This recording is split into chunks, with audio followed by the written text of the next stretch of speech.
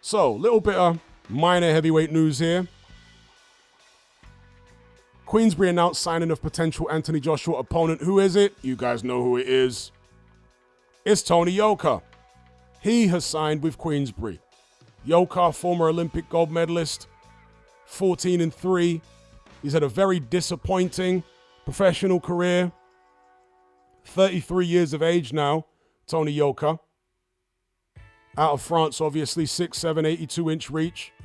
Those losses were back-to-back losses. He lost to Martin Bakole, followed that with a loss to Carlos Takam, and finally, a loss to Riyad Murray. So, back-to-back losses in these fights, all on points. Nobody managed to stop him. The Riyad Murray loss was a split decision, but that's really bad form. I mean, losing to Martin Bakole is one thing. But then losing to Takam, that's a step down, right? Martin Bakole took Takam out in, 4 or 5 rounds?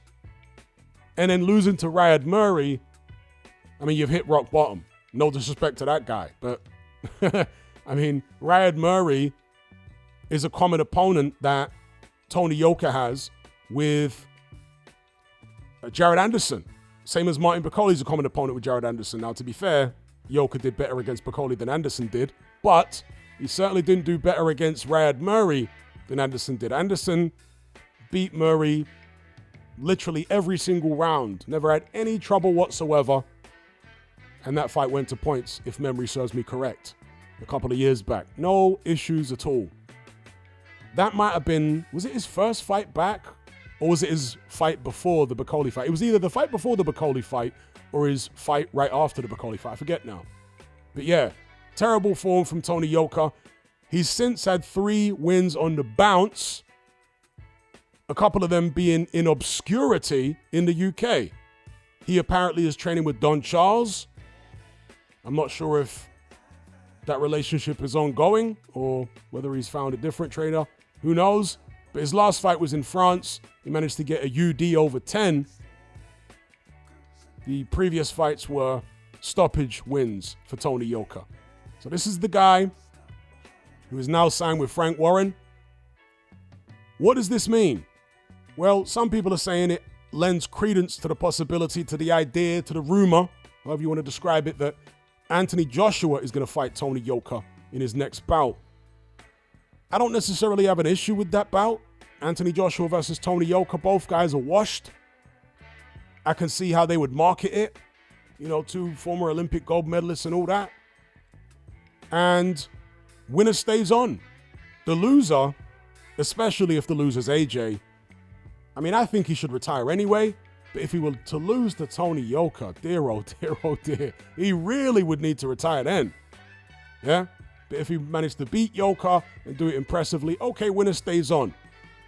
Then you can put AJ in there against, I don't know, a Bakole or somebody else to try and work his way towards what he would want to be another title shot. Yeah? You could even have Yoka, then if he wants to do this farcical novelty fight with Jake Paul, all right, go ahead and do that. In fact, probably be better off to have the farcical novelty fight with Jake Paul first and then fight Yoka off the back of that and then, work your way up to try and get a title shot if he keeps winning, obviously. Now, some people are saying this doesn't indicate a Tony Yoka, Anthony Joshua fight because Anthony Joshua is with Matchroom. He's not with Queensberry. So how does this equate to an AJ fight? Well, Queensberry, as we all know, pretty much owns the entire heavyweight division outside of Oleksandr Usyk. There's maybe a couple of guys, Matchroom have got 1 or 2, obviously AJ being one of them, and they've got Terra Moana, and there's a young kid coming through, just turned pro. Top Rank have got Jared Anderson and Richard Torres. They've also got Bakadir Jalalov, but I don't know how long those guys will be with Top Rank since Top Rank's television contract with ESPN is up. So we'll see what happens there. But for all intents and purposes, Frank Warren pretty much owns the heavyweight division, or the vast majority of it, right? The major fighters. And so for Tony Yoka, he can't just think about one fight. He needs to think about however long left he has in his career, 33 years of age, he hasn't made the kind of money that an Olympic gold medalist would want to make. He hasn't made AJ money, has he?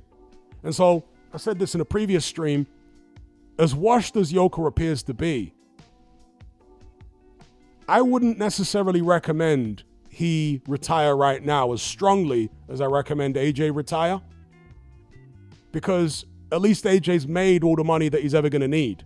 Tony Yoka hasn't. So there's reason for him to maybe take a bit more risk and to continue boxing despite the fact he's washed. So what do you guys think about this in the live chat? Tony Yoka, like I was saying, to finish my thought, for Yoka to try and make some money, maybe they look at an Anthony Joshua fight. If that can't be worked out, Frank Warren's got a massive stable of heavyweights. He could be used, if Itama gets past Dylan White, as fodder for Dylan White. Dylan White. If Itama gets past Dylan White, Yoka could be used as fodder for Itama. Maybe that's what Frank Warren is thinking. More Itama fodder. Let's get Tony Yoka on board. Yeah, let's get Itama to dust off Dylan and then move on to fighting a quote-unquote former Olympic gold medalist. You could see how they would build Itama's hype with that. Do you know what I mean?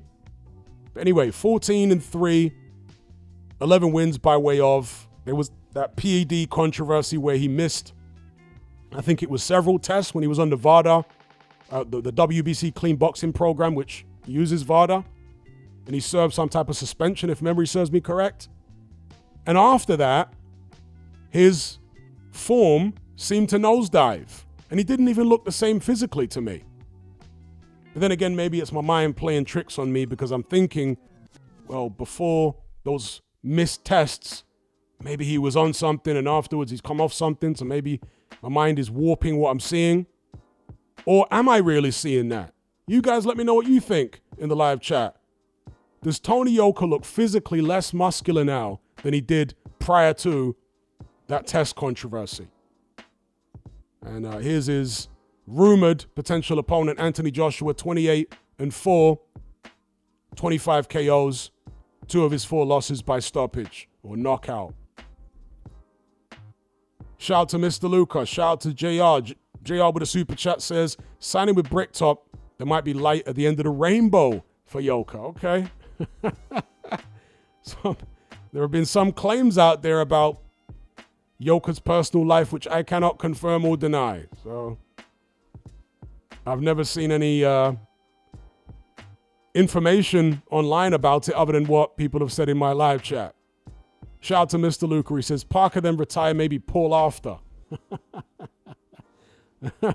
Are you referring to Anthony Joshua or are you referring to Oleksandr Usyk? I guess you're referring to Usyk, as per the headline of this stream. Parker, then retire, maybe Jake Paul afterwards for a novelty fight. Big up Mr. Luca. A Svit, big up for the super chat, thank you. He says, what are your thoughts on the UFC's new proposed law to change the Ali Act in their favor? Well, I don't think it's the UFC because the Ali Act doesn't apply to UFC fighters. The Ali Act only applies to boxers. I actually went over the proposal to change the Ali Act a stream or 2 ago. I think it was 2 streams ago. I actually went over it and read through interview the boxing scene did with a sports lawyer. And he was breaking down why this proposed amendment to the Ali Act is so bad. It's Dana White who is apparently behind the push to change the Ali Act in order to basically allow boxing promoters to do stuff that Dana White does in MMA with UFC, right? Reduce the transparency and all this type of business. So I actually went over it a couple of streams back and, as I say, read out this interview and whatnot.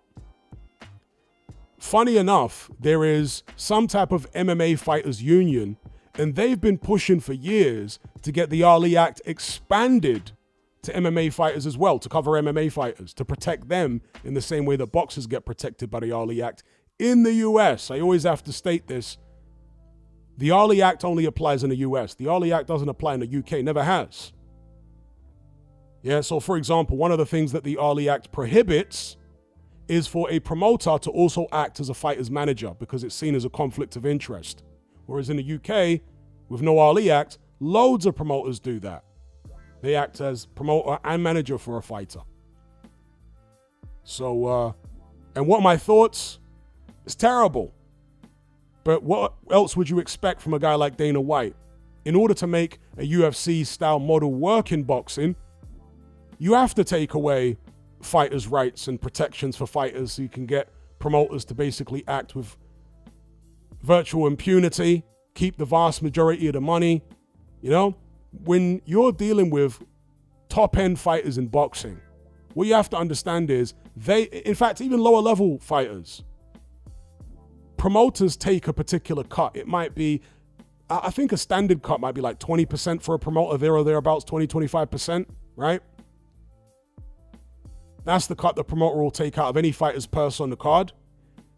Some of the more prominent fighters, cash cow fighters, negotiate a smaller cut for promoters in exchange for a longer contract, a longer commitment to stay with that promoter. Anthony Joshua's got that. He's got a lifelong contract with Matchroom, but as I understand it, the fee that he pays Eddie Hearn is much smaller than most other Eddie Hearn fighters. So it might be, I don't know, 10%, 5% or something, because he's committed to them for life.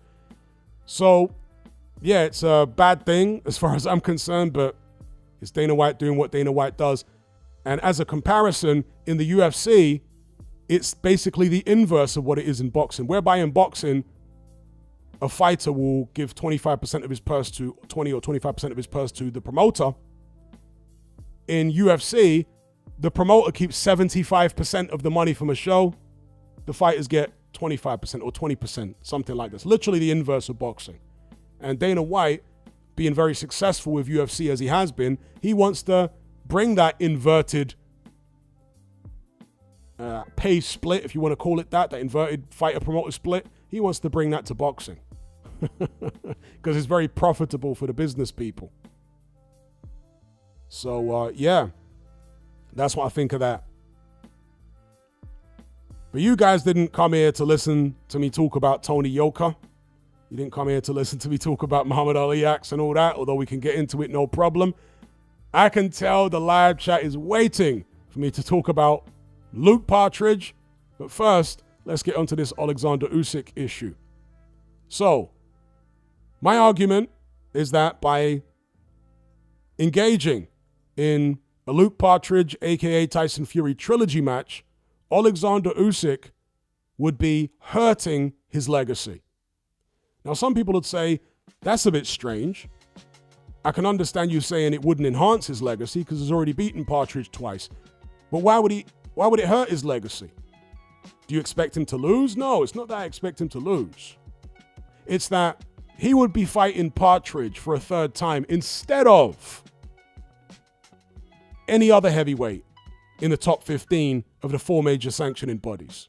You see, part of greatness isn't just beating the big names. Because if you go back and look through boxing history, many of the greatest heavyweights of all time have been beaten, and it wasn't by one of the biggest names during their era. Lennox Lewis is a prime example. He beat the likes of Mike Tyson, Evander Holyfield, Vitaly Klitschko, Razor Ruddock, Frank Bruno, Tony Tucker, etc., Shannon Briggs, David Tua, right? Yet and still, he lost to Oliver McCall and Hasim Ratman. He did not lose to the biggest names on his resume. That is why longevity and depth of resume is something that I also take into account, and something many other people also take into account when judging a fighter's resume next to other greats throughout history. It looks all fine and dandy when you've got 3 big names on your heavyweight resume, as Usyk does. But he hasn't fought, name the fighter here, in the top 15 of the heavyweight rankings. I mean, he hasn't fought Ajit Kabayel. He hasn't fought Joseph Parker.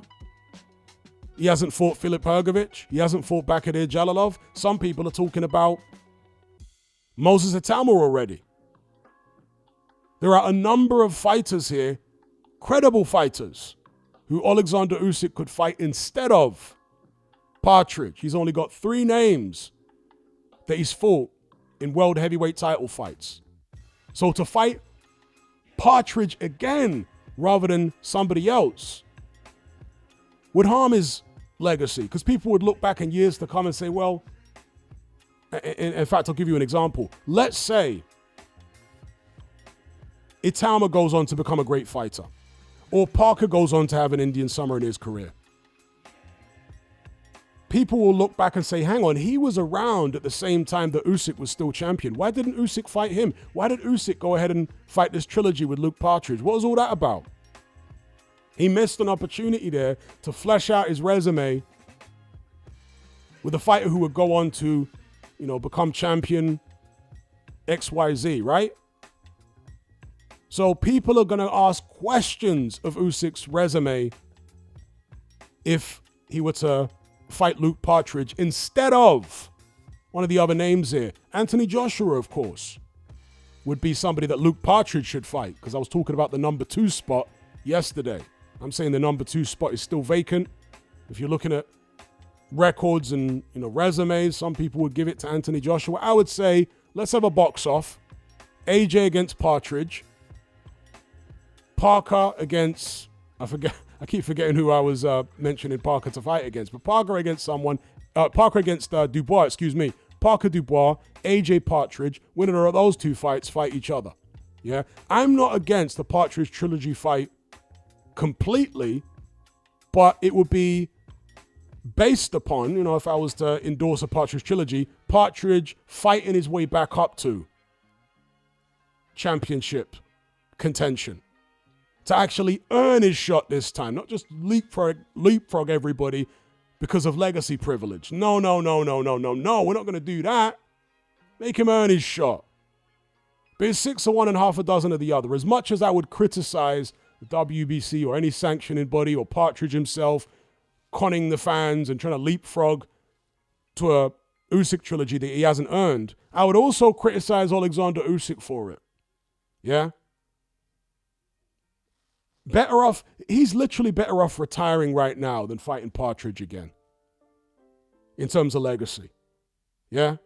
Because if he doesn't fight Partridge again, if he just retires now because, all right, he was 38 years of age, you can't expect him to go on forever. It would have been nice to see him fight a bunch of contenders, but when you factor the age in, you can't blame the man. But if he goes on and there's a Partridge trilogy, well, you'll say, well, he could have gone on. He could have fought somebody else rather than Partridge. So why are you giving us this Groundhog Day type scenario? He just recycling the same opponents over and over again. Styles make fights. Yeah? Buster Douglas was not the best opponent that Mike Tyson fought when he was on his first run as champion. He fought better guys than Buster Douglas, but Buster Douglas that particular night had the style and he had the will, because of the passing of his mother, to rise to a level that he'd never been on before and beat Mike Tyson. And obviously Mike Tyson wasn't completely at his best. So it was the perfect storm that resulted in Mike Tyson getting knocked out in the biggest upset in boxing history. Yeah? And you could go through many, many decades, many eras of heavyweight boxing to see similar situations. So you give credit to a guy for being able to take on all comers, different styles, not just the couple of top guys, other styles out there that contenders have.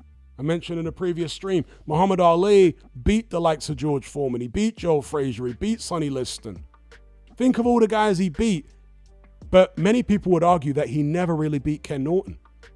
Ken Norton was not the best fighter Muhammad Ali faced, right? He stopped George Foreman in 8 rounds, who blasted Ken Norton out in 2. And he fought Norton after Norton got blasted out by Foreman the 3rd time. And many people argue Ali didn't win any of them fights. For some reason, even though Ken Norton wasn't the best guy Ali faced, he just couldn't get to grips with his style. How do we know that Usyk doesn't have a boogeyman like that somewhere in the heavyweight division? We don't know. He might, especially at 38 years of age. But we're not going to find out unless he actually fights some of these guys, yeah? But as I say, Father Time's against him. If you're going to fight somebody else, let it be Parker. Even if he just decides to have one more fight, let it be Parker, let it be Caballel, let it be Hrgovic, let it be even Itama. It would be better to fight Itama in his final fight if that's what it's going to be next. It'd be better off fighting Itama than fighting Partridge again, legacy-wise. Because let's say he beats Itama, then Itama goes on to be a champion in future, which I think he will. That win would age like fine wine for Oleksandr Usyk. Beating Partridge again does nothing for him. So that's my take on it. That's my view. Let me know what you guys think in the live chat.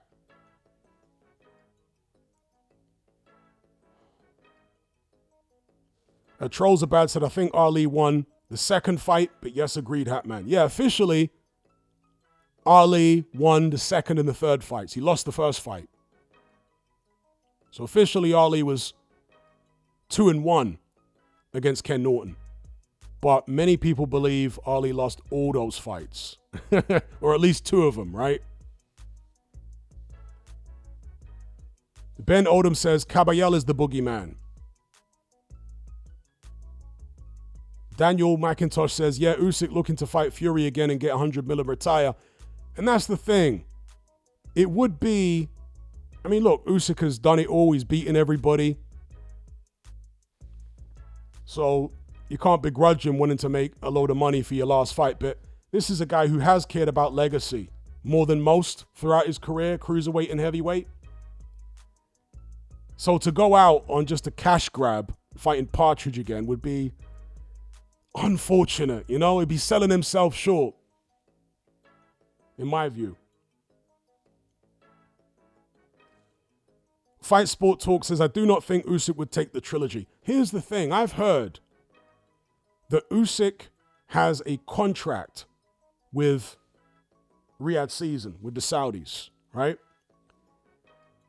Is it a possibility that Usyk might get, I can't say forced, but given very few other options than to fight Partridge a third time, as per his Riyadh Season contract? Because I've said this time and time again. I don't know why people don't understand it. Because Turki Al-Sheikh actually said this himself in a Ring Magazine interview. One of the most recent Turki Al-Sheikh Ring Magazine interviews that he had. Shortly after it was to announce that Riyadh Season and Ring Magazine are no longer doing pay-per-views on DAZN, right? In that interview that he did with Mike Coppinger, he said explicitly several times in that interview that we want to make our money back. That's the long-term goal of the Saudis in boxing. We want to make our money back. He kept repeating that over and over again. I've been saying this since day one, that this frivolous spending from the Saudis is just to try and corner the market. They don't intend to spend frivolously forever, right? There is a strategy behind it. And they do, or they at least want to try to make boxing profitable for them. Yeah?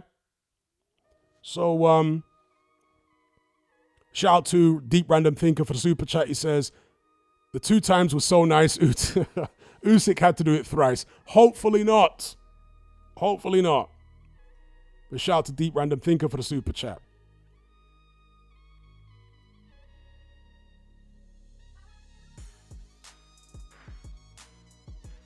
So, yeah, getting back to the whole money thing, that may be why Usyk is, that may be why the Saudis have straight away snubbed the idea of Usyk versus Parker.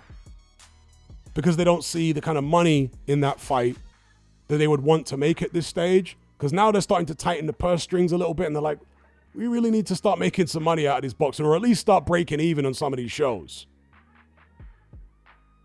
Think about how much we're going to have to pay Usyk to fight Parker. Where are we going to put that fight? How's that going to make any money?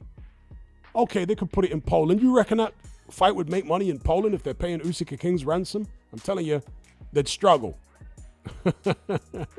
So they know that with Partridge, because of the performance of the first two fights commercially, that's an easy sell, they think anyway, right? In terms of driving subscriptions and whatnot, since they say they wouldn't do it since they say they're not doing any more pay-per-views. So we'll see, but I certainly hope we do not get an Usyk Partridge trilogy unless Partridge fights his way back to title contention by beating at least two top 10, top 15 contenders. In fact, I'd like to see Partridge fight his way to a mandatory position before he gets another crack at Usyk if Usyk is still around. Yeah, none of this legacy privilege, and that goes for all the former champions out there.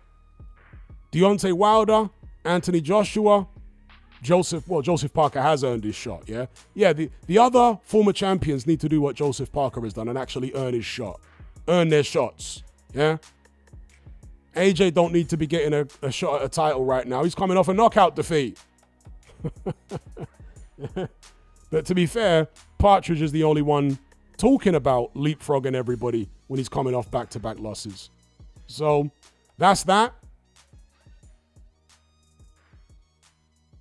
Yeah, Daniel McIntosh says the WBC said they would put Fury in #1 rank if he returns. Shaking my head, indeed. WBC always aiding and abetting the dishonest, putting their favorite fighters into the witness protection program. Because the WBC have been doing that for years.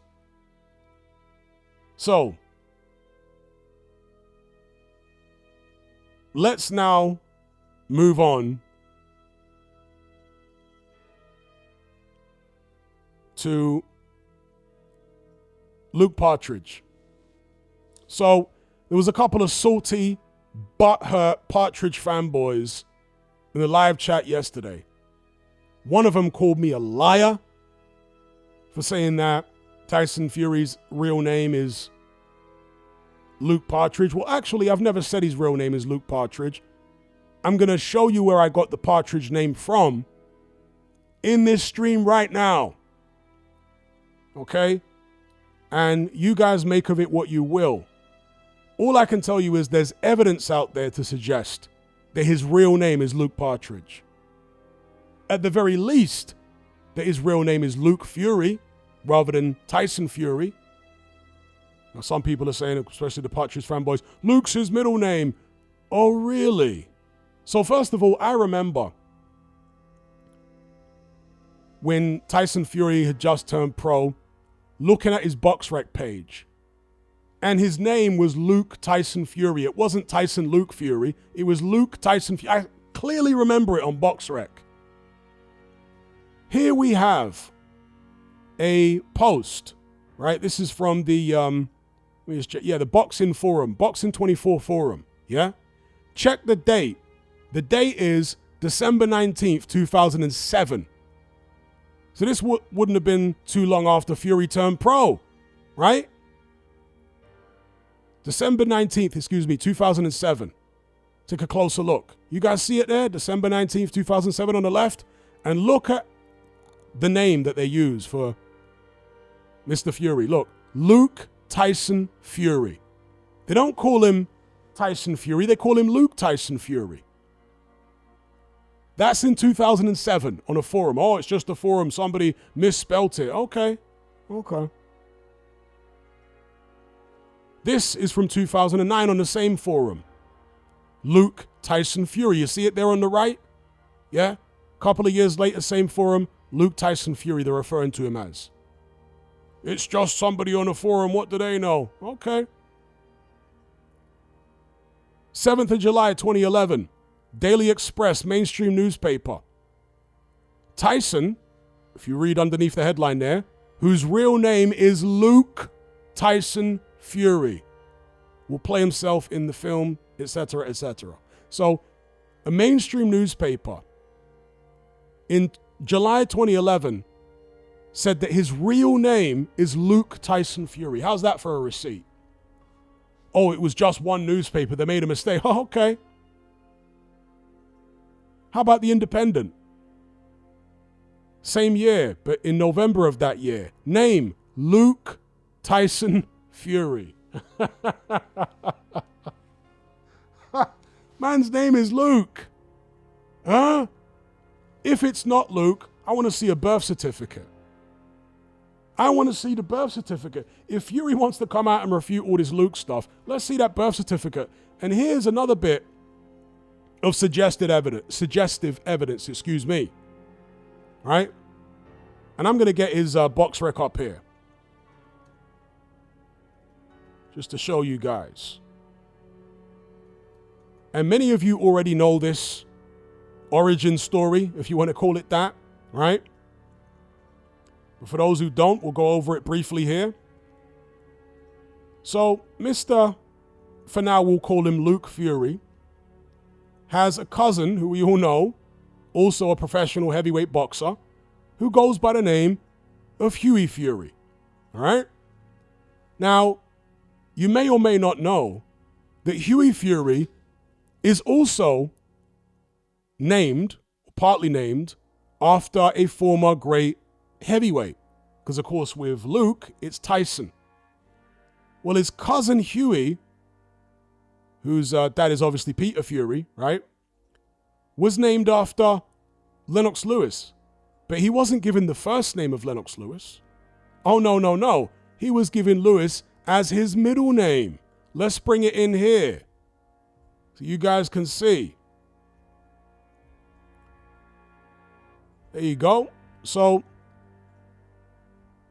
you see the name there? Hughie Lewis Fury, birth name. Now, the reason for this is that Peter Fury's favorite fighter at that time was Lennox Lewis. And John Fury's favorite fighter was Mike Tyson. So they gave their sons the middle names of their favorite, they gave their sons the names of their favorite fighters as middle names. Makes sense, doesn't it? That it would be Hughie Lewis Fury and Luke Tyson Fury. Yes. On forums, they're referring to him as Luke Fury. Back in 2007. And also in 2000, well, this is 2007. Also in 2009. Same forum, Luke Fury. Here, Daily Express, mainstream newspaper, 2011. Tyson, whose real name is Luke Fury. All right, same year. The Independent, different newspaper. Name, Luke Fury. All right, are the fanboy tears salty enough? So we move on to more recent history. We've got TalkSport caping for Luke Fury here. Why do people call Tyson Fury Luke? John Fury explains story behind Gypsy King's real name. Now, this is from 2024. And this was basically an article where they're trying to refute all this. They don't do it very successfully. But there was some donut, some Partridge fanboy in the live chat yesterday who was saying that I was getting it wrong in terms of who was calling Tyson Fury Luke, that it was a different fighter than the one I was saying. These people, see, this is the problem with the Fury fanboys, is I know more about Fury than they do. That's the problem when they come to my channel. I'm actually better informed about their favorite fighter than they are. Isn't that incredible? So here's evidence of it. Watch. Why do people call Fury Luke? Fighters including Brit rivals AJ and White believe Gypsy King's actual first name to be Luke, not Tyson. And this is a quote from Dylan White. He says, "My real name is Dylan. I know his real name is Luke." White told Sun Sport. He changed it to Tyson to make himself sound harder. People can have a little look around the internet and see for themselves, as I just have. In boxing, the name Tyson is a lot more sellable than Luke. And for those of you who don't understand how name changes work, it's done by a document called deed poll. You don't need to, well, it's very easy to change your name by deed poll. Let's just put it that way, okay? But the way you find out what somebody's real name is or their birth name is by looking at the birth certificate, not by looking at a passport, because you can change the name by deed poll on the passport. Whereas the birth certificate, whatever your name was at birth, that's the name that's going to be on there. That's the name that's going to stay on there as I understand it. So if his name was not Luke at birth, let's see the birth certificate. I mean, he doesn't have to, but if he wants to shut all this down, let's see that birth certificate. And one more example of when he was referred to as Luke is when he fought Steve Cunningham. The announcer referred to him as Luke Tyson Fury. This is a fact. I've seen the video recently, like within the past year, because somebody mentioned it in a live stream. And I went to go check. And right there, clear as day, they called him Luke Tyson Fury. So these references calling him Luke have been going on long before he had a rivalry with Anthony Joshua. Folks, I've just shown you back in 2007, people were calling him Luke. Yeah? In 2009, people were calling him Luke. In 2011, the Daily Express was saying that his real name is Luke. Same year, Independent, they were saying in November of that year, his name is Luke Fury. All right, so we've tackled the first name. Man's called Luke, it would appear. All right? Then we move on to the surname, and the combination of Luke and Partridge just makes it hilarious. Now, some of you have heard me go over this before. Okay, we've got some super chats in first. Let me read these out. Shout out to Mr. Luca for the super chat. He says, Bricktop said they might try Usyk Parker at Spurs. Okay, that's promising. I'd rather see Usyk Caballero, but I can't complain at Usyk Parker. Shout out to Mr. Luca for the super chat. Shout out to James Clifford. He says, not realistic, but I want the four kings all to retire now. Partridge, AJ, Wilder, and Usyk. The belts get split up and the division gets exciting. I agree. I want them all to retire now as well. 100%. I think that would be the ideal scenario. Big up Deep Random Thinker for the super chat. He says, search Tyson Fury passport on Google, first image. Let me do that, actually. All right, let me try that.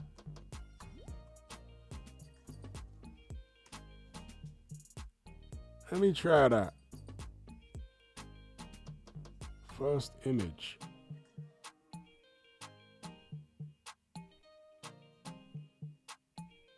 Now this has got him as okay because it has the middle name first, doesn't it? Or does it have the first name first? I'm not sure, but as I said, with passports you can get that changed by deed poll. But the birth certificate is the birth certificate. That's what your name was at birth. I'd have to check my passport to see, did they put your middle name first and then the second name? I can't remember. But either way, whatever I said previously applies. Luke Fury. Yeah, the birth certificate is there for life. Anyone can change their name on their passport with a simple deed poll. It's a very simple, quick procedure. Yeah, guy like Fury's not gonna, I mean, he might, if he wants to, send his passport away for his name to be changed. Or you can visit the passport office and get it done in a day. Anyone can change their name to whatever they want. It costs, I don't know, 100 quid or something. It's nothing. All right? A deed poll is a document you can write yourself. You don't even need a solicitor or a lawyer. So yeah, all these references to him being called Luke going back to at least 2007. Saying that his real name is Luke and not Tyson. So anyway, now we move on to the Partridge name, the surname. This is a post on the BoxRec forum from 2000. Okay, this person joined in 2005. The post was from 2015, okay? By a guy called Homicide Henry. That's the name he goes by on the Boxing Scene forum. And it says here, Hillman Imp. So I don't know if this is a different person or it's this Homicide Henry guy who has another tag there on the BoxRec forum. I'm not sure. But anyway, this person says, no conjecture. And by the way, this Homicide Henry, it says heavyweight underneath. I don't know if that's a heavyweight forum poster or I don't know what the heavyweight reference is to. But here it says, no conjecture, gossip. Remember, this is 2015.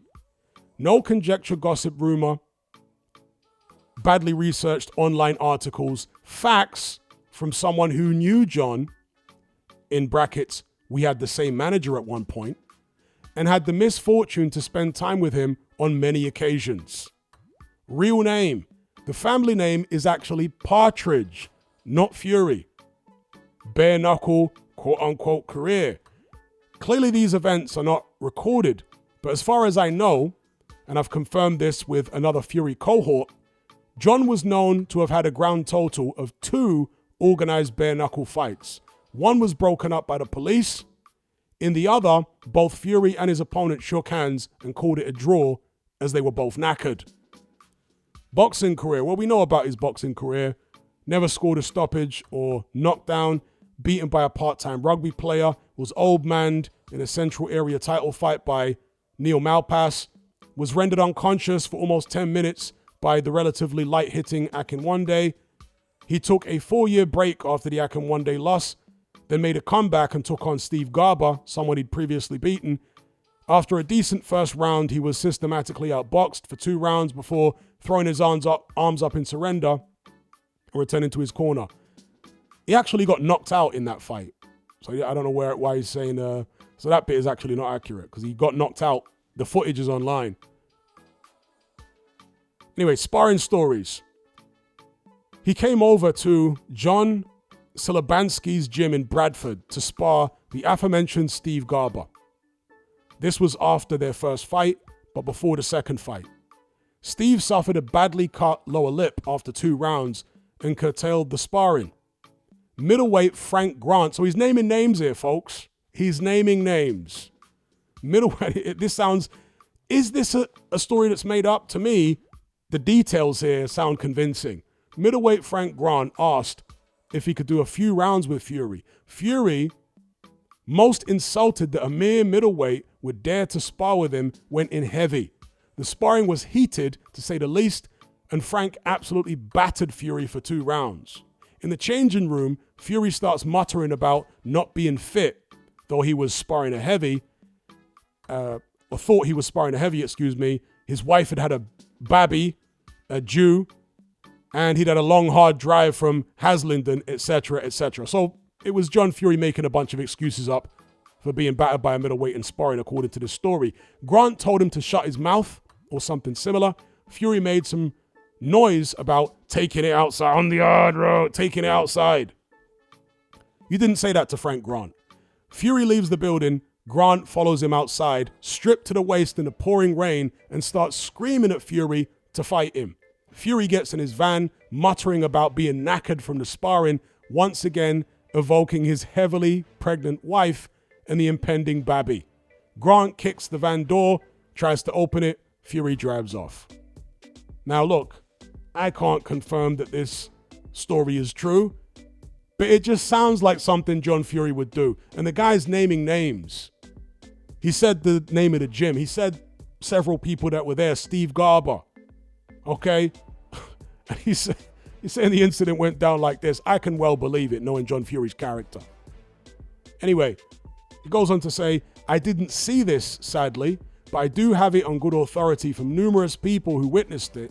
Fury went to Leeds to spar with, and this is another thing that, this is a different story now he's talking about. I didn't see this one, sadly, but I do have it on good authority from numerous people who witnessed it. Fury went to Leeds to spar with Tom Collins and Carl Gaffney. Light heavyweight Collins knocked him clean out wearing 16-ounce gloves. He concludes by saying, by way of conclusion, Gypsy John Partridge, it's true, I swear, is a liar, a fantasist, bully, and nothing like as hard as he would have you believe. If Fat Mick has any sense, he'll keep John well away from press conferences, cameras, interviews, etc. So that's where I first heard about this Partridge name, and I've said this before as well. I seem to vaguely remember a Peter Fury interview that he did with one of these real Fury fanboy interview channels. And in this interview, Peter Fury was talking about his family history And I vaguely remember him saying that there's partridges in his family, or the original name of his family is Partridge. Don't quote me on it, but I vaguely remember something like that. But Peter Fury's done so many interviews that it would take probably weeks, right? Months of watching Peter Fury interviews every day to find the interview, track it down, and see if he does actually say that. But if he does, if one of you guys stumble across the Peter Fury interview where he says the family name's Partridge, that's it, it's a wrap. The Partridge fanboys, they're going to have to go into hiding. How will they live that one down? There's plenty of suggestive evidence here that his real first name is Luke. Again, his cousin Huey has the middle name Lewis, named after Lennox Lewis. It would make sense then that his brother John would give him the middle name of Tyson. Luke Tyson Fury. Yeah? If anyone just joining, a 2007 forum post on Boxing 24 referred to him as Luke Fury.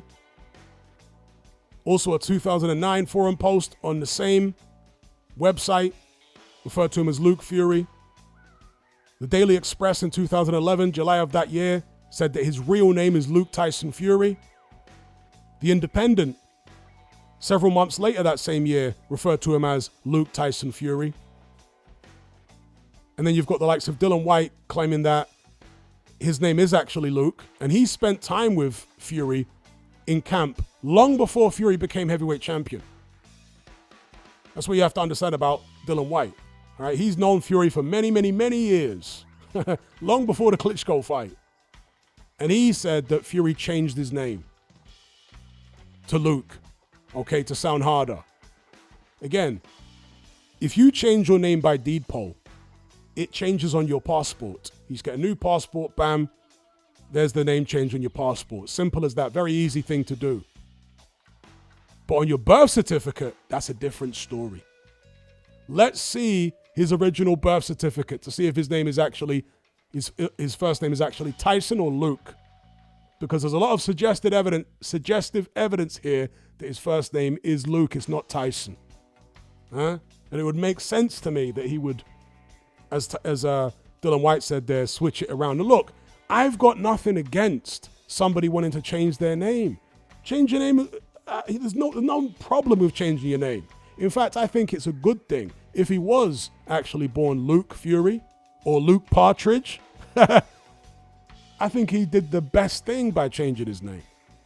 The only reason I talk about it is literally because it's funny. If his name is actually Luke Partridge, that's a funny name, bro. That's all it is.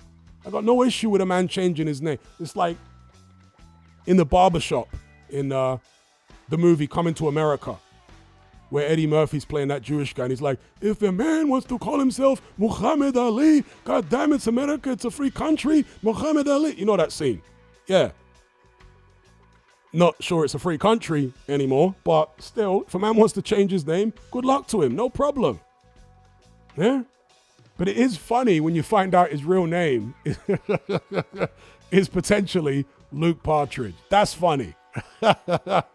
So he did a good thing by changing it. And you know, going into the Usyk fight, the first Usyk fight, when I was calling him Partridge left, right, and center, I had a thought in my head, which was like, you know, in demonology, they say that you can take the power of a demon away or reduce the power a demon has by calling it by its actual name. You know, somebody that's tormented by a demon, those of you who believe in demons, they are going to be, you know, under the cosh of that demon. But when they find out the demon's name and they start calling it by its name, that's when the demon apparently can back off or whatever the case may be. And so I was thinking, did I have that effect with Tyson Fury when I started calling him Luke Partridge? Calling him by his real name, did that take some of his power away? Because Tyson Fury is a powerful name, you know? It's a powerful name. Luke Partridge doesn't sound so Luke Partridge don't sound so powerful, does it? All right. My tab has crashed there. Let's refresh this. These tabs always crash on damn Firefox. There we are.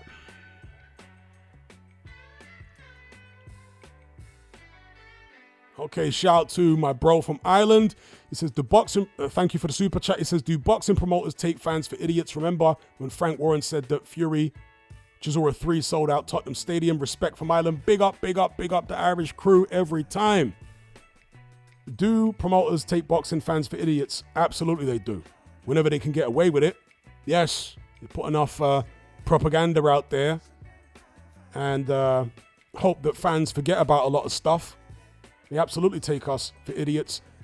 And when it comes to selling out Wembley and this, that, and the other, you know, the ironic thing is, Frank Warren used to always go in on Eddie Hearn for using StubHub.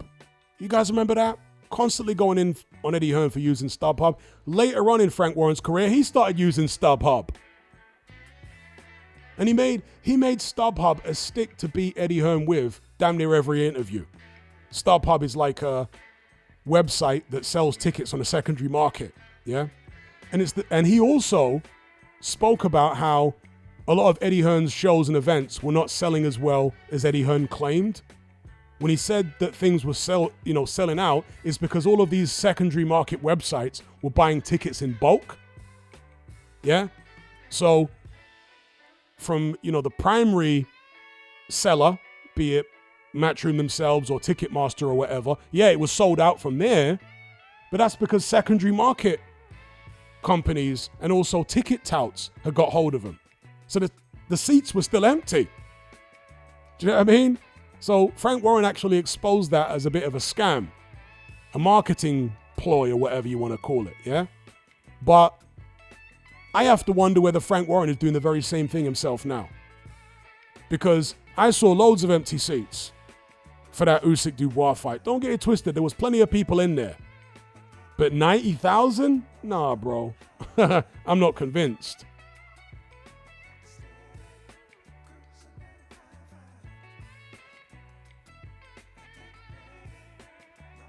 Ed Ellaby says you can't change your birth certificate. Indeed, and that's why I want to see the birth certificate of Partridge. I want to see the birth certificate. We'll find out once and for all if his first name was really Tyson or whether it's Luke. I suspect it's Luke. And there's plenty of suggestive evidence that it is indeed Luke. Most of the circumstantial suggestive evidence points in that direction, that it's Luke and it's not Tyson. Shout out to Ocean Blue for the super chat. He says definitely something to it. Us all calling him Partridge, power of a collective consciousness. And long may it continue. Luke Partridge. That's what we'll call him. NJGTV says, would it not be public record? Yes. If you go to, or it should be public record, if you go to the National Archives, which is also, last I checked, the Family Record Center, because the Family Record Center used to be in a different place, in a different part of London, but then they merged the two departments, the Family Record Center and the National Archives. If you go to the National Archives, I think the Family Record Center is still there. You can look up births, deaths, and marriages, and it will show you every single birth, death, and marriage in the UK for any particular year, going back a very long time. Certainly, when was Partridge born? 86, 88 or something? Whenever he was born, I'm not sure his birth year. You'll be able to go there and check if there was anyone born called Tyson Fury on the year that he was born, right? So let's just quickly find out his birth year. The National Archives is in Kew in Richmond in Surrey. Yeah, well, it's in London actually, but it used to be part of Surrey. I'm not sure if they still use a Surrey postcode, right? The train station that you want to go to if you're trying to get there by tube, is it Kew Gardens train station? I think it's Kew Gardens tube station. Or is it Overground? I forget. Maybe it's Overground and tube. But go to the National Archives. Anybody who wants to do that work, that legwork, go in there, go to the births, deaths, and marriages. It's a, government facility. So any citizen can go there and look it up. Find his year of birth, which is August 1988. All right, so let's get the exact, 12th of August 1988. Anyone who wants to go to the National Archives Family Record Center in Kew, and go there and look up August 12th, 88. I'm sure it'll all be indexed in alphabetical order, and look up Fury. And if you find it's Luke and Tyson is the second name, oh, it's a wrap. It's a wrap.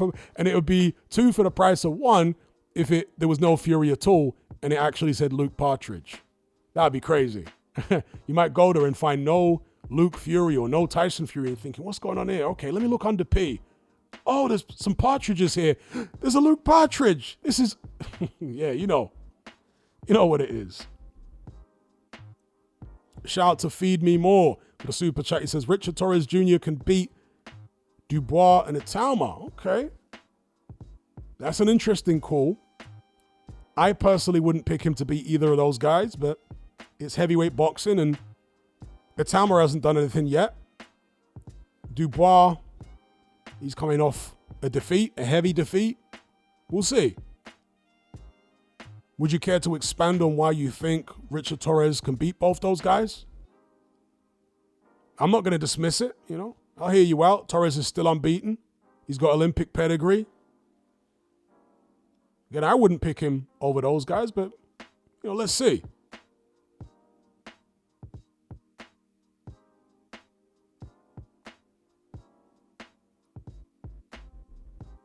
Wiz says Torres barely beat Guido Vianello.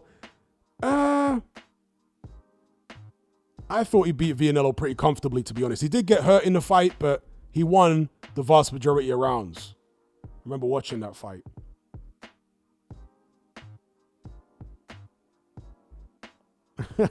King says Luke Partridge sounds like he works in plumbing.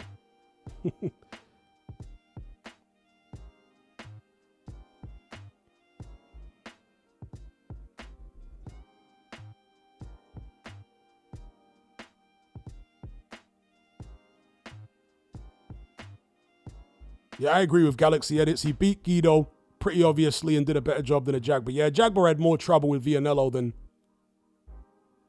Richard Torres did. The thing about Richard Torres is he looks vulnerable. I think he is a little chinny. And he's kind of scrappy in his style. He looks like one of these guys who punches before he thinks, but there is some thinking going on there. Because he kept on evading Vianello's right hand all night for the most part. In fact, I think when he got hurt by Vianello, it might have been from a solid jab, which is why it's kind of concerning,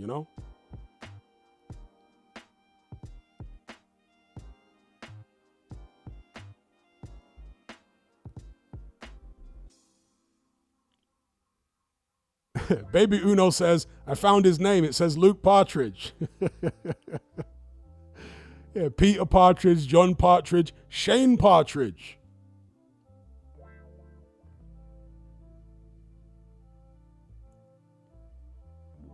Exactamundo says John probably changed his name by deed poll to Fury before Luke was born. Typically, words like Fury are not Christian names or even names. Yeah, I mean, the Luke part, if that is his original first name, then it would have been Tyson that changed it. But the Partridge thing, as I've said in previous streams when I've talked about this surname, yeah, that might have been somebody else in the family. It wouldn't necessarily have been Tyson that done it or did it.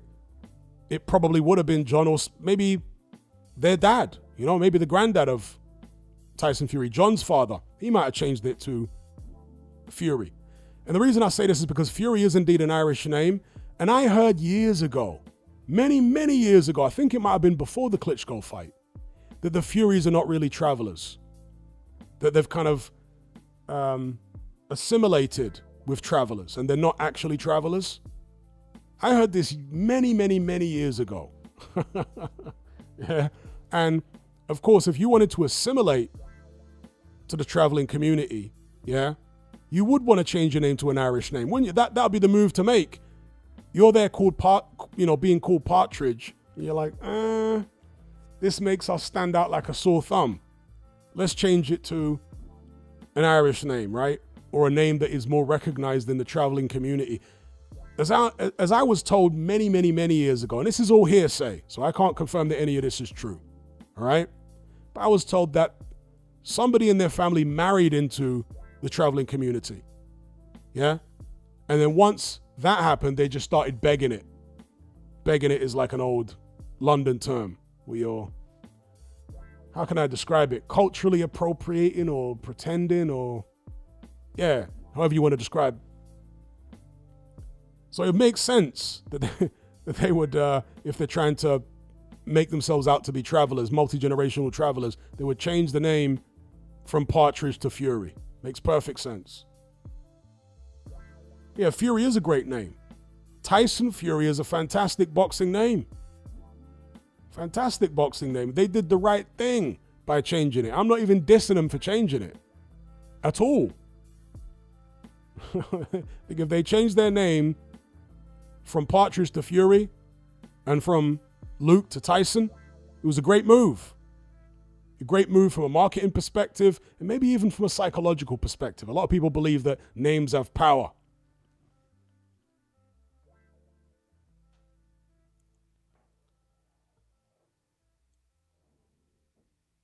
Okay, Omo Jr. says a fit and strong Bakoli would walk this current Usyk down. That seems far-fetched right now to the majority of people, but having watched professional heavyweight boxing for as long as I have, since the 1980s, I wouldn't completely dismiss it. I don't think Usyk is as head and shoulders above the rest of the division as the majority of the public think he is right now. Because I saw signs of decline in that Dubois fight. His movement wasn't as quick. He was getting trapped in the corners and on the ropes more. He just looked slower. There was less head movement, less feinting. And the argument is Usyk did that by choice, because he wanted to get Dubois out of there. I don't buy it. I don't buy it. Because Usyk has never been a guy that wants to give you free shots, that wants to stand on the ropes and, let you throw your best shot and then he's going to come. He's never been like that. It reminds me of Muhammad Ali. He was never somebody that would lay on the ropes and let you wail away at him in the 60s when he was in his prime. He had the legs to move out of the way. But in the 70s, when his legs were not the same, that's when you saw him languishing on the ropes. Now, one example of where he used that to his advantage was against George Foreman. But in most other fights, when Ali was on the ropes, he weren't using it to his advantage, bro. He was doing that because he didn't have the legs to keep moving for 15 rounds. Yeah? Well, you think he laid up on the ropes against Joe Frazier as part of some kind of strategy? No. The rounds where he did well is when he wasn't stuck on the ropes against Joe Frazier. So, I think Usyk is slowing down. Shout out to Feed Me More for the super chat. He says, fastest heavyweights, the Tamarin Parker. You could throw Ruiz in there as well. In terms of hand speed, obviously not foot speed. But yeah, I would go along with that. I would say Atama's the fastest heavyweight right now. I don't think there's anybody out there that has the hand speed or the foot speed of Atama, including Usyk. Atama's foot speed is faster than Usyk's foot speed, but it's not better. He doesn't have better footwork. Usyk's footwork is still way better than Atama's footwork. But in terms of just pure foot speed, yeah, Atama's got the foot speed on everybody, I think, and also the hand speed, definitely the hand speed. If you want to make an argument that somebody out there's got quicker foot speed than Atama, okay, I'll entertain that argument. But in terms of hand speed, no, I think Atama's head and shoulders in terms of hand speed ahead of every other heavyweight out there. He's got ridiculous hand speed, and he doesn't always show it. Dwyer's been talking about this. He'll switch up the speed of his shots, but when he's in full flow and he opens up on you, the hand speed is crazy. It is crazy. It might be the fastest, most explosive hand speed I've seen since a young Mike Tyson, or at least a young Shannon Briggs or a young Corey Sanders. They also had tremendous hand speed in their primes. And Atama harkens back to guys like that. The Corey Sanderses, the Shannon Briggs when he was very young, and Mike Tyson in terms of not just having hand speed, but also power behind those fast shots. So yeah, big up Feed Me More for the super chat. I will go along with Atama being the fastest heavyweight out there. Parker maybe after him.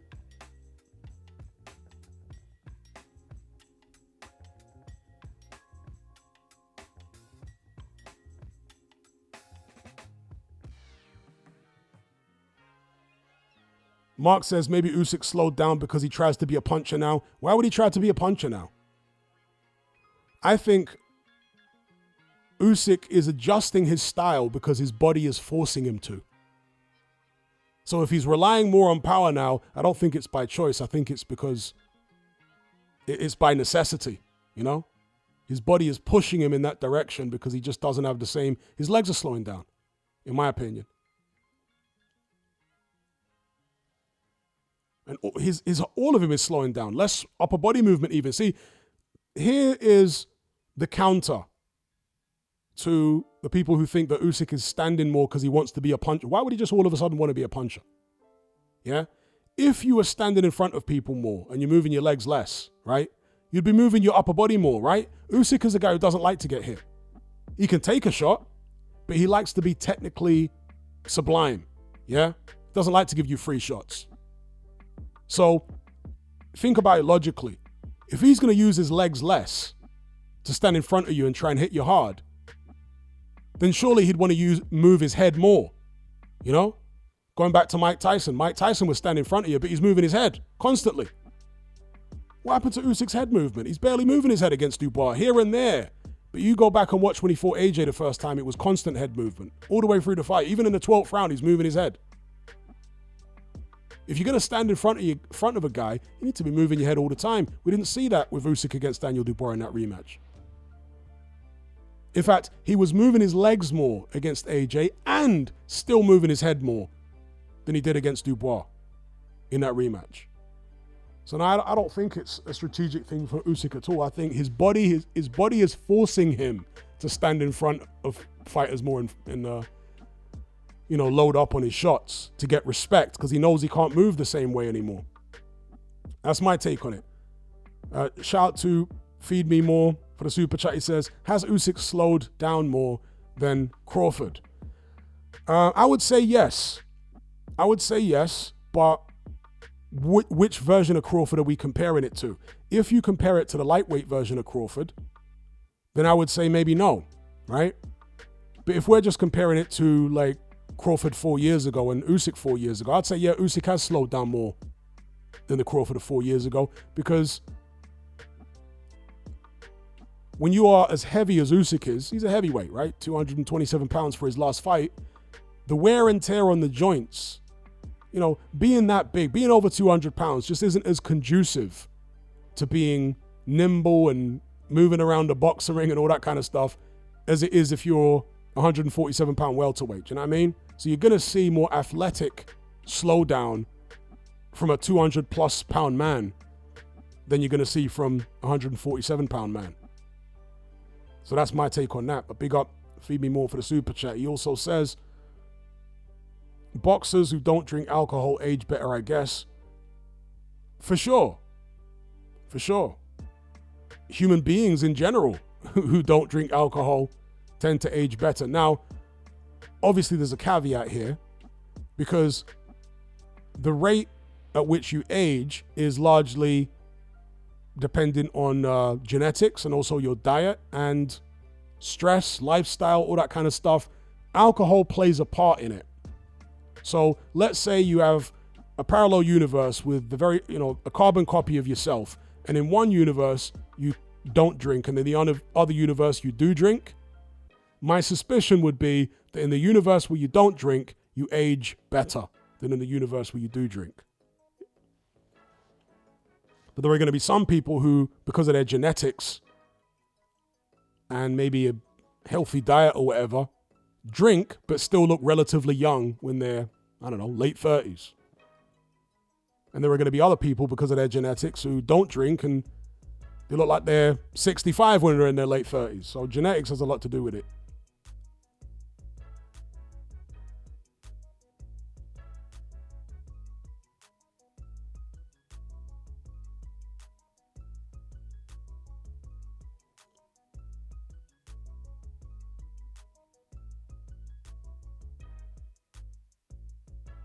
King says, I think the Soviet fighters in general are just different type of mentality and discipline. Definitely a different type of mentality and discipline. Yeah.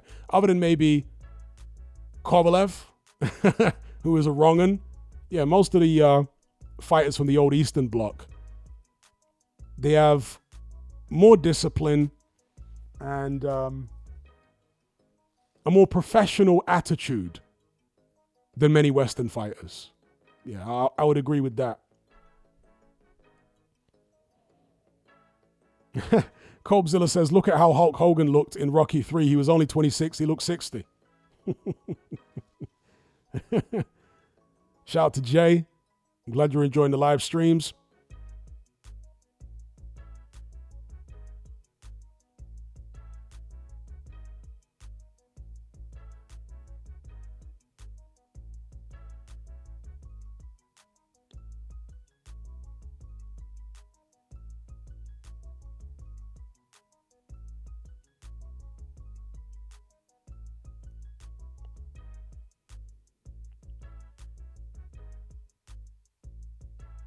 The Circle says Hulk has looked 60 since he was 18.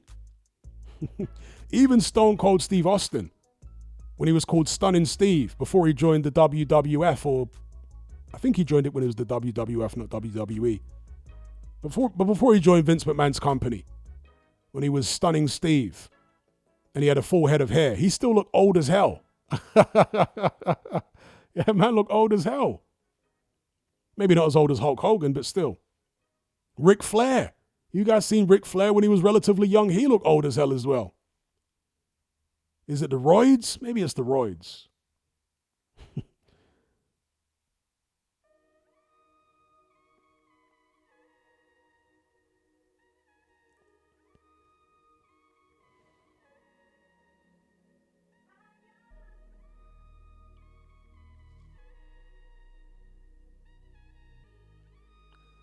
Copzilla says, Moses Atama is the oldest 20-year-old I've seen. Yeah, I've heard quite a few people say that, but to me, Atama doesn't look old. To me, he looks his age. So I don't know. Maybe it's... Yeah, Atama doesn't look old to me. He doesn't have like wrinkles on his face. Somebody said he's got a receding hairline. I don't think he's got a receding hairline. I think that's just his hairline. Some people have got a hairline that's like really far back. Just naturally, even when they're young. So maybe that's what it is. But no, to me, he looks like a young kid. He doesn't look like an old man to me at all.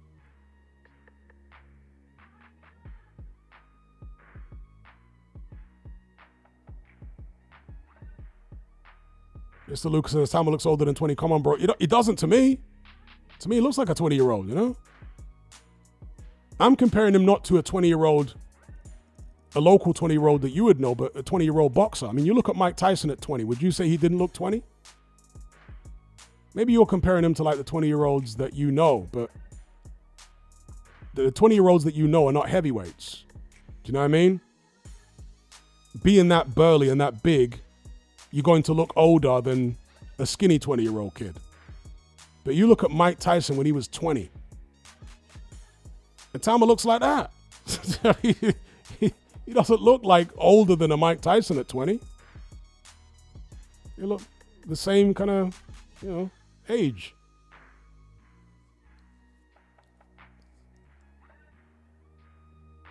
Turkey did an interview with Ring Magazine shortly after announcing that Riyadh season would and Ring Magazine would no longer be doing pay-per-views on DAZN. And in that interview, he said that we want to make our money back. He kept repeating that same thing throughout the interview. We want to make our money back. And to me, that was a clear indication that they're looking to tighten the purse strings. They've got a contract with Usyk. Perhaps Usyk's on some type of guarantee in terms of the amount he gets per fight. And if that's the case, maybe they've looked at the Parker fight and thought, that's not going to generate enough for us to make our money back. Paying Usyk what we're paying him. Caballero wouldn't be a big enough fight for us to get our money back. But perhaps the only fight out there that would be a third Fury fight. So maybe that's what it comes down to. Obviously, I'm speculating here. I don't have any inside information, but as an outsider looking in, it might be that. It might be that. Shout out to Lawrence King. He says, I'm not saying he actually has dirt on him, just saying it's very weird. Yeah, and that would be my best guess as to what's going on there. That'd be my best guess, that it's a financial thing.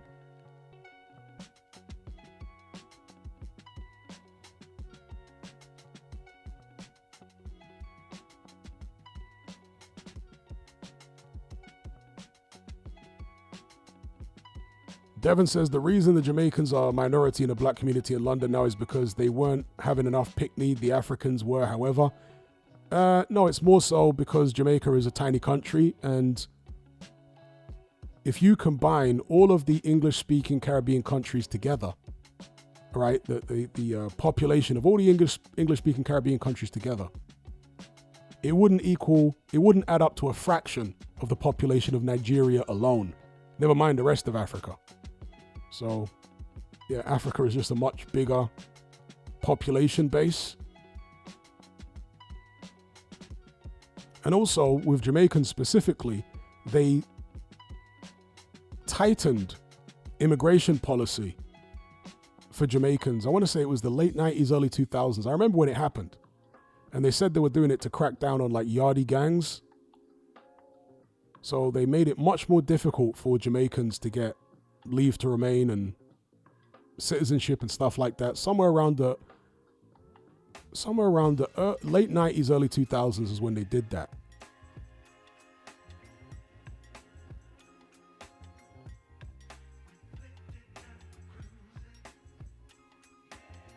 Shout out to Myanmar in the chat. He says late 90s.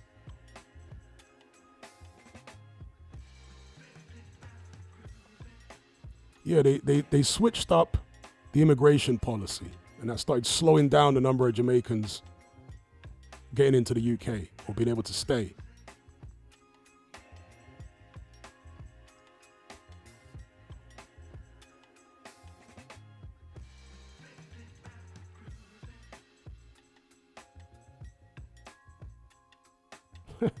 Yeah, I'm not doing them questions anymore. People keep asking me these questions about how many Bengalis and Indians I could take in a fight, bro. I don't even want to go there, bro.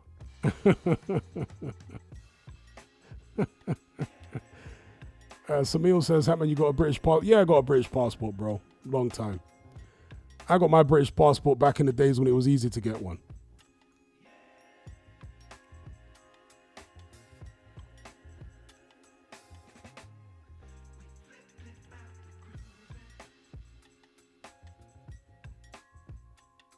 Cash says, I think it's the same guy asking every time.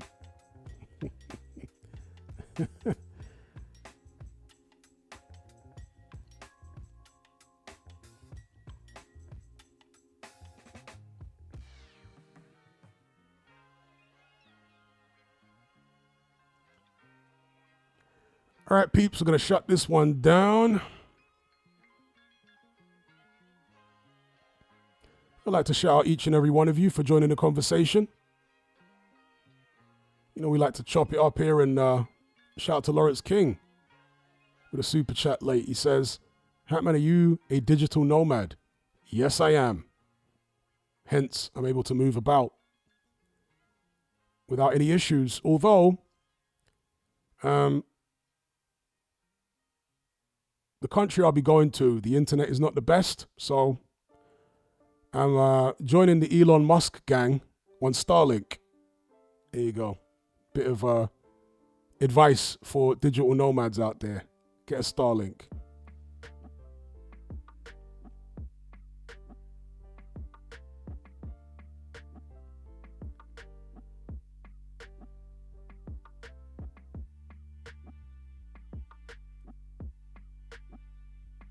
So, yeah, big up everyone in the chat. Big up those who donated via Super Chat. Lawrence King, Murazman, Rodia, Arco, KO Boxing Vibe, JR, Feed Me More, Ocean Blue. We got my Irish bro, whose name I always have no idea how to pronounce. He's spelt it phonetically a few times, but I always forget. Hopefully he doesn't take any offense to that, but he's got the Irish name. Deep Random Thinker, big up. James Clifford, Mr. Luca. Ace Fit. And Martin's. Yeah, Martin's also with a super chat. So big up. Special big up for those who donated via super chat. Until next time, take care, be good. Take it easy. If you get it easy the first time, get it again. I'm out.